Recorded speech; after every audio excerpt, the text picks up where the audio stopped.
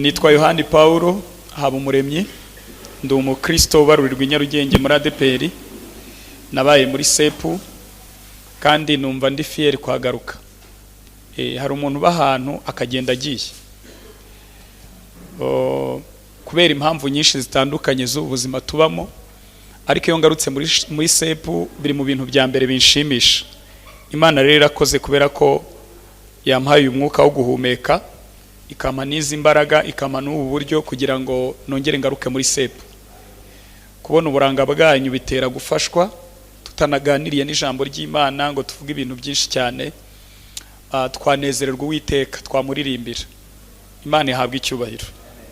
Ndagira ngo dusome Bibiliya itangira ibice 41, ndahasoma 30 yonyine, umurongo wa 37, 38, 39. Igitabo cy'Itangiriro ibice 41, 37, 38, 39. Reka mbasomere mu izina rya Yesu. Haravuga ngo iyo nama inezeza Farawo n'abagaragu be bose. Farawo abaza abagaragu be ati, tuzabona hehe umuntu umeze nk'uyu uri mu mwuka w'Imana? Farawo abwira Yosefu ati, kuko Imana ikweretse ibyo byose, nta wundi munyabwenge w'umuhanga muhanye. Amen. Ndashaka kuza kuvuga kuri aya magambo gatoya avuga ngo tuzabona hehe umuntu nk'uyu uri mu mwuka w'Imana. Tuzabona hehe umuntu nk'uyu uri mu mwuka w'Imana. Muri iyi nkuru iyo isomye usanga harimo ibintu byinshi bitangaje, ariko ndavuga bikeya. Icya mbere kirimo gitangaje nuko umuntu bivuze atazi n'Imana. Uyu mugabo witwa Farawo uvuza aya magambo nta nubwo azi Imana ya Ibrahim, nta nubwo azi n'amateka y'Imana. Murankurikiye?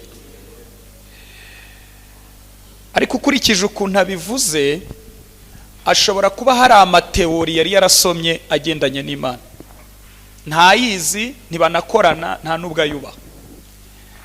Ariko nk'abantu bari bafite ubwami bwarimo abahanga benshi, ashobora kuba yarajya agasoma ibintu bijyanye n'Imana, agasoma ibintu bijyanye n'umwuka wera w'Imana, akabona wenda imirimo itandukanye Imana ishobora gukora itandukanye n'ibigirwamana bari bafite, n'indi mana bari bafite, n'izindi mana bari bafite bishobora gukora. Noneho ahura n'umusore wari umaze imyaka 13 ategereje isezerano. Imana yavuganye nawe afite imyaka 17, ibisohoza afite imyaka 30, naho yarongoye. Abasore muri hano muranyumva? Yazanye umugore afite imyaka 30. Nabisomye mbyitondeye.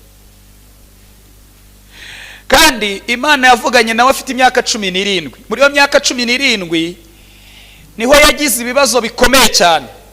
Kuva ku myaka 17 kugeza ku myaka 30 cyari igihe cy'ibibazo bikomeye cyane. Ikibazo cya mbere yahuye nacyo Yosefu turimo turavuga, yajyaniye abantu urukundo bamwakiriza urwango. Ise yaramutumye aramubwira ngo ndashaka amakuru y'amashira kinyoma y'abakuru bawe baragiye intama, genda ubarebe. Agenda anezerewe yishimye nk'umwana w'umutesi nk'abandi bana bose, avuye mu rukundo rwinshi.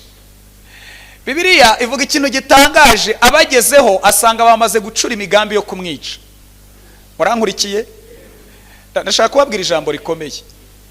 Nta muntu n'umwe uriho, nta system cyangwa imikorere iriho, nta mbaraga ziriho zishobora kwica umugambi w'Imana uri ku buzima bwawe keretse ubigizemo uruhare.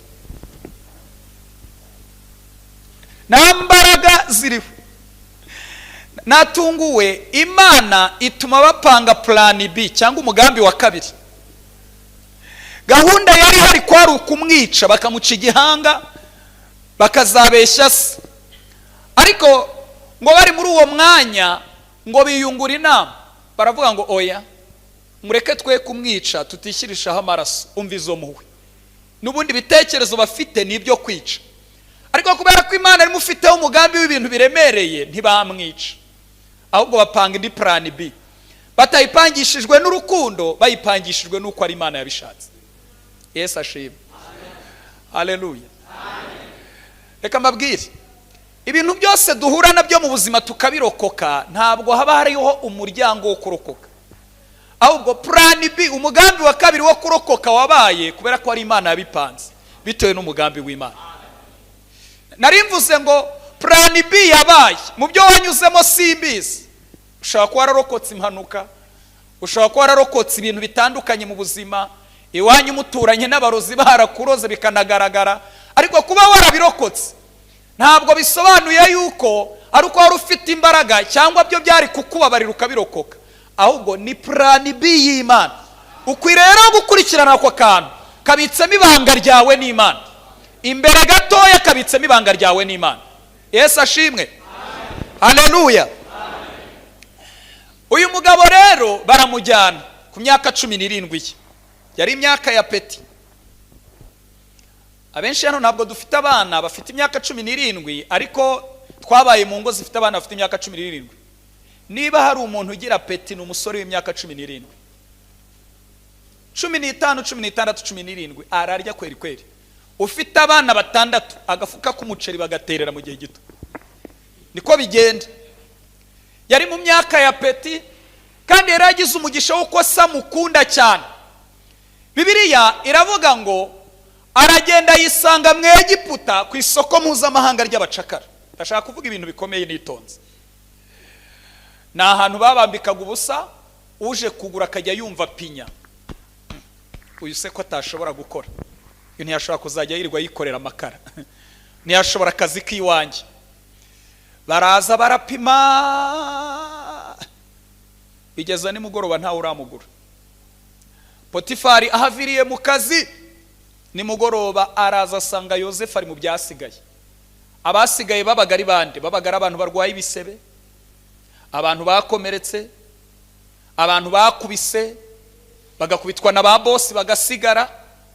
Ariko Imana kuko yari ifite umugambi, murankurikiye, arakareba kabona gafite ibimenyetso by'uko kabayeho mu buzima bwiza, ariko kubera inzira n'urugendo n'inzara n'ubuzima no kwangwa na bene se, akakabona ibimenyetso by'ibintu bikomeye. Birangira rero akaguza, atari ukubera imbabazi, ariko ari ukubera umugambi w'Imana. Yesu ashimwe. Natangaye, uzi ko umuntu ashobora kuba ariho umugambi w'ibintu biremereye, ariko tukamubona mu buzima butaduha n'ishusho y'umugambi uremereye Imana imufiteho.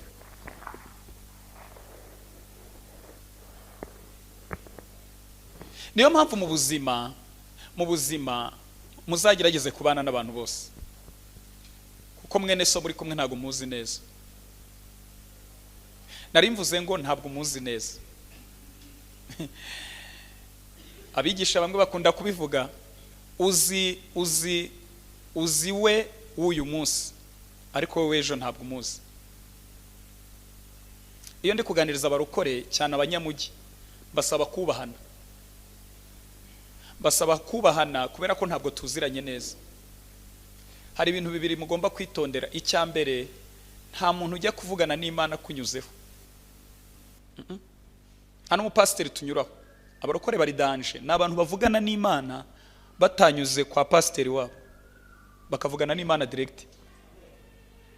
Icya kabiri kirimo gitangaje, bashobora no kuvugana n'Imana ibintu bikomeye birenze n'ibyo pasiteri wabo yavuganye n'Imana. Murumva badatangaje? Twubahane rero. Bwira mugenzi wangu ukwiye kunyubaha.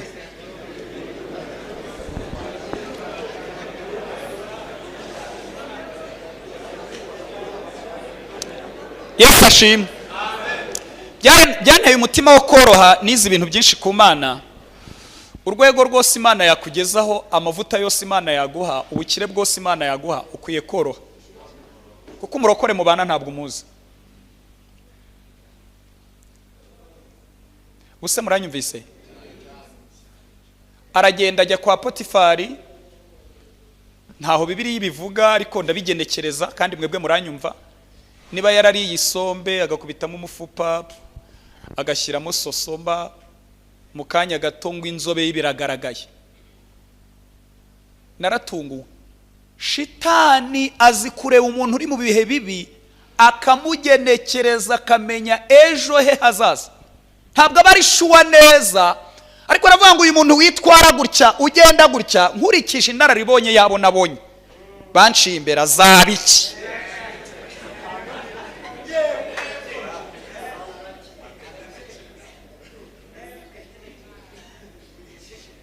Ntabwo aba ari shuwa neza, kubera ko Imana itubwira bike igasigarana byinshi, kubera ko byose ntabwo twabirinda. Murankurikiye? Itubwira duke samari, ariko igasigarana details, igasigarana details. Murankurikiye? Ariko ikintu gitangaje, shitani azi kureba umuntu uri mu bihe bibi akagenekereza, akavuga ngo ukurikije uko yitwara, ugakurikiza uko agenda, azavamo iki. Icya kabiri, icyaha cya nyuma mu byaha byose muzi Satani akoresha kugira ngo yibe umunyamasezerano, n'ubusambanyi. Natunguwe mu bintu nateguye mu ijambo ry'Imana. Icyaha cya nyuma mwabajene mwe, abasore n'abakobwa, Satani akoresha kugira ngo yibe umuntu ufite amasezerano ahambaye, n'ubusambanyi. Niyo mpamvu isi ibidafite agaciro mu busambanyi, nk'ubusambanyi mu ijambo ry'Imana n'iby'isi agaciro.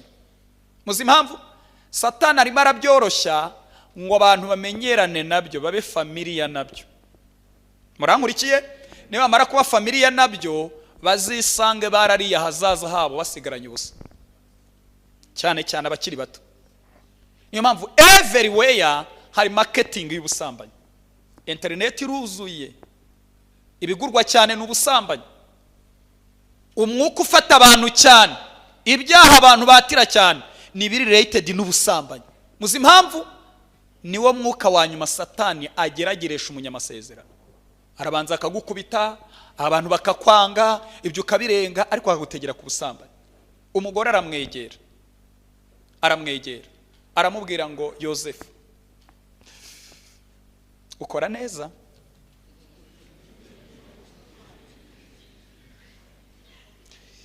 Bavuga ko hari promosiyo z'uburyo bubiri.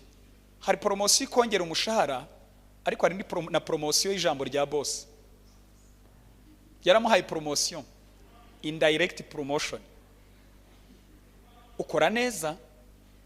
Kubwira rero nk'umuntu wavukiye munsi y'ubutayu bwa Sahara nkatwe twese, aho ababyeyi bavuga nabi, batante bavuga nabi, bakuru bawe bavuga nabi, suvuga nabi, ukamubwira akajambo kazamura amarangamutima gatuma aba hypotonized. Hypotonized ni ugutakaza original yawe, ukakira fotokopi y'ikindi kintu tutazi. Murankurikiye? Bituma umuntu atakaza uwo ari we agasigara n'uwo atari we, kumubibamo rero biroro. Ukora neza. Yosefu aramubwira merci. Ariko nakunze Yosefu. Ikibitsanyo yavanye kwa se afite imyaka 17. Yakirinze mu myaka 13 yo gutegereza amasezerano, kugeza ubwo Farawo utazi Imana yakimubonyemo. Reka mvuga aya magambo. Ikibitsanyo yavanye iwabo Nyakabwende, akivana iwabo Rwempasha, Indego hasi, akivana iwabo Musanze, Burera, Butaro. Ikibitsanyo yavanye iwabo ku Kamonyi, Gisagara, Izivu, hejuru. Yakirinze mu myaka yamaze yiga ategereje icyo Imana yagambiriye, kugeza ubwo umupagana kimusomye. N'amagambo akomeye, n'amagambo akomeye. Bibiliya ivuga ikintu gikomeye, iravuga ngo arangije aramupropose, yamubwiye ibintu bibiri. Aramubwira wanyemerera tukaryamana. Abyanze amubwira igikomeye kurenzaho, aramubwira ngo nyemerera tubane. Niwe mugore wazanye umwuka wa second office. Kuba ufite urugo, umuntu mwarasezeranye ariko ukagira n'umuparteneri, undi mukobwa cyangwa undi mugore. Mujya mubyumva hano hanze ko hariho second office. Buriya n'abakobwa babatendeka bafite ama office menshi.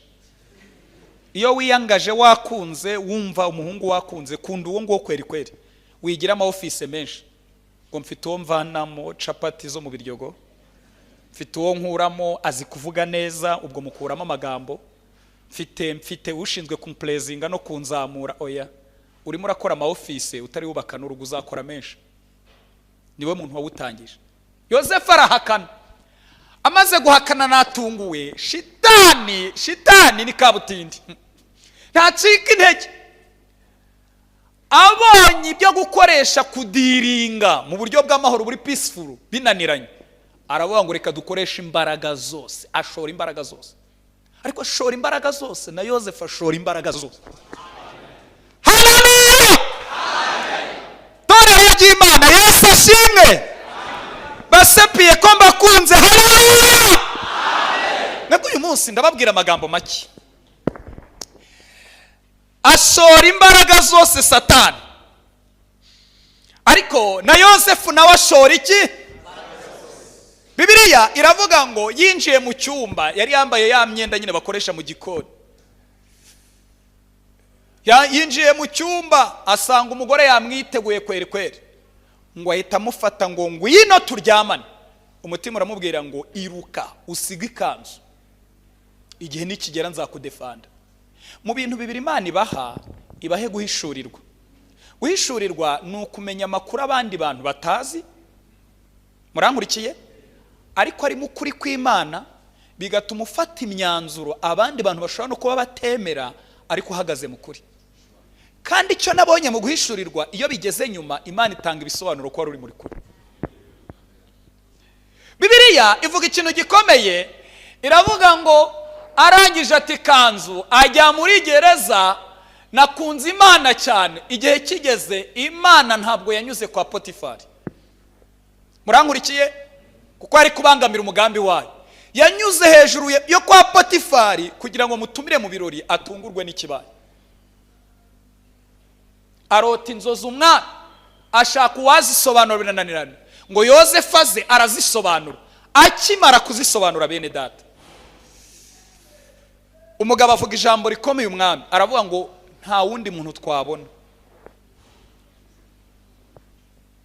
umeze nkawe, umunyabwenge nkawe, kuko ni wowe wagaragaye uri mu mwuka wera. Vuga ibintu bikomeye. Mu myaka 13 yamaze ategereje amasezerano, ari muri muvuto ari gukora akazi, kandi yari afite amasezerano arenze gukora akazi ko mu rugo. Yari yararose abona inyenyeri n'ukwezi byikubita imbere ye. Yari yararose abona bari guhambira imibabona umubawe usigaye uhagaze, indi yose y'abakuruye yose yikubisa imbere ye. Mu yandi magambo yari umugabo uhambaye mu gihe kizaza. Ariko icyanshimishije yashoboye kubirwanaho. Murankurikiye? Arinda ikiritsanye ku buryo umupagana kimubonamo mu gihe cyo gutabarwa kwe. Yesu ashimwe. Kamvuga ibintu bikomeye dusoza. Tuzabona hehe umuntu nkuyu uri mu mwuka w'Imana? Hari ibintu bibiri mugomba kwitondera. Icyambere, mucyandika ahantu kandi mugitahana. Mukuriye gutoza ubuzima bwanyu guhomba umunezero w'igihe gito ubitse mu bwandu. Mukwiye gutoza ubuzima bwanyu guhomba umunezero w'igihe gito ubitsemo iki? Ubwandu. Narababaye mu minsi yashize, ni inkuru njya nigisha ariko nazitekerejeho numva zirambabaje. Umuhungu mukuru wa Yakobo witwa Rubeni yari afite imbere heza hakomeye, ntiyabifata mu buryo buri serien, ariko biruha umuji wabo abifata mu buryo buri serien. Nimusoma Bibiliya, ntabwo mbabwira imirongo myinshi turi buze gusoma, ntabwo tuyisoma. Natunguwe. Rubeni yari afite mu gihe kizaza kuragwa umurage w'umwana w'imfura. Ako nakambere. Kandi abajya musoma amateka, iyo baragaga umwana mu bihe kwa Ibrahimu, kwa Isaka, kwa Yakobo, bahaga umwana umurage w'umwana w'imfura, ubutware bw'umwana w'imfura, bakanongeraho kwagabanana na barumuna be bose kandi bakanganya. Muvuga ngo Imana yamuteguriye ibintu bikomeye. Ariko umugore atangira kubaka friendship ya gake gake. Hari ijambo mu kigereki bita Eugene, ekimenisme. Bivuga koroshya ibintu. Iyo umuntu ashaka kukoroshya yubaka friendship nawe. niba mu mahame wari ugeze hano kugira ngo mubane ugomba koroshyaho gato nawe akazamuraho gato kugira ngo mugire ahantu muhurize. Urumva rero abatakaje uwo ari we nawe ubutakaje uri we mwese mumaze gutakaza wo muri batangira kubaka ubucuti bwa gake na gake, barakundana, biruha kazajya muha service nk'umwana mukuru akumwesha ufite uri bogari nukuri sa gutekerezaho ibintu byiza. Tware tuganiriye nijoro ambwira ko gufiteho gahunda nziza, ikindi gihungu kikajya gikina kirimo kirakina, we nta kina. Ngo mu mwanya mutoya uko bagiye babana birangira amugejeje ku buriri bwa se, aho biruha yaryamanaga na se Yakobo. Ngo baryamane, Sara bimenya arabimuhisha, amutegera mu gihe cyo kuzamuraga. Muzitondera ikintu cyose, sina ngombwa ko umuntu akurondora cyangwa se Imana ivuga amagambo menshi. Uzitondera ikintu wabika mu mutima wawe ukakibika kandi uzi neza ko kiri danje cyazakwicira hazaza, kuko Imana ifite amakorosi menshi dutegeye. Ndimo ndasaba Imana, magambo Imana yampaye arakomeye, ngo ntimugire ubwoba ahubwo bidufashe. Niyo mpamvu ndi kubivuga nitonze. Bamaze kuryamana, Sara bimenyera bimuhisha. Itangiriro 49 muzasome hose icyo gice cyose muzagisome. Umurongo wa 3 agiye kumuraga avuga ibintu byiza byarambabaje, nyakunda kubyigisha abanyamwuka n'abanyempano. Aravuga ngo Rubeni, uri imfura yanjye, uwo gushobora kubyara kwanjye kwatangireho, urushaho gukomera, ufite icyubahiro. Ariko ageze hepfo aramubwira ngo ntuzabona ubutware kuko uri indyamo yanjye, ni wowe wayihumanije. Murankurikiye? Amuraga ikintu kibi mwese muzi cyo bita otasayiko cyangwa sikredoro, uruzerero. Aramubwira ngo uri nk'amazi kuko adahama hamwe, ntuzabona ubutware.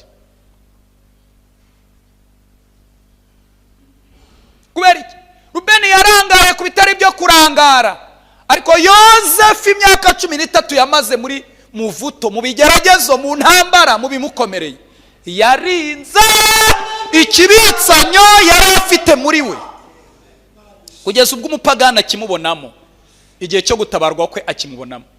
Ndashaka kubabaza ikibazo, ahantu mwavuye, ubuzima mwavuyemo n'imyaka murimo, abanyamwuka mwasenganye nabo mwabanye, nimusubirayo bazongera babonemo cya kibitsanyo cyangwa bazasanga mwaragitakaje. Fiança ishobora kukikwambura. Jewe nabanye n'abantu fiança irakibambura basigara batereye. Nabanye n'abantu babivamo uko bumvaga Imana bayivamo. Simbizi niba Imana ari insirimu kabishobora kwa updating ibintu. Ariko nibaza ko Imana isirimutse ku rwego ibintu ivuga iba yarabiteguye mu myaka tudashobora kubara. Ntabwo ihindurwa n'ikintu cyari cyo cyose.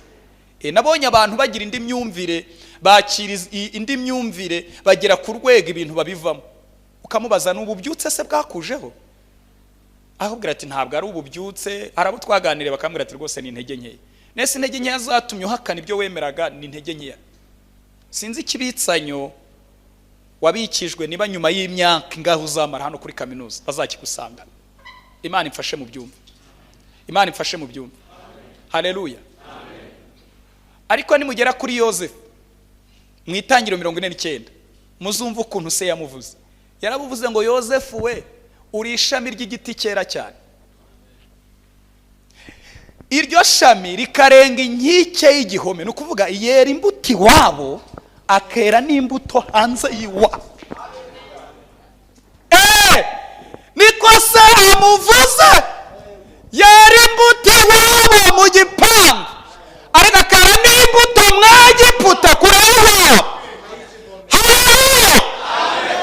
Aramubwira ngo abarashi bakugiriye iby'urwango, ariko inkoni yawe ntirakabanguka. Kubera iki? Amaboko yawe yakomejwe n'ukuboko kwa ya ntwari ya Yakobo. Ni igitare cy'Abisiraheli cyakomotsweho n'umushumba. Aranje amubwira ngo Imana yaso izagufasha. Ageze ku migisha aramubwira ngo imigisha izaba kuri wowe, izaba mu izingiro ry'umutwe wawe Yosefu. Imigisha iva mu nda, imigisha yo mu mabere, sinza kuyibasobanurira. Muzantumira umunsi umwe mbasobanura ubwoko bw'imigisha. buri mu isezerano rya kera, tubibuze n'isezerano rishya. Imigisha mu mabere, imigisha yo hejuru, imigisha turi kuzimu izaba mu buzima bwawe. Murankurikiye? Kubera iki? Ni ishami ry'igiti cyera cyane rikarenga inkike y'igihome. Tuvuge ngo amen.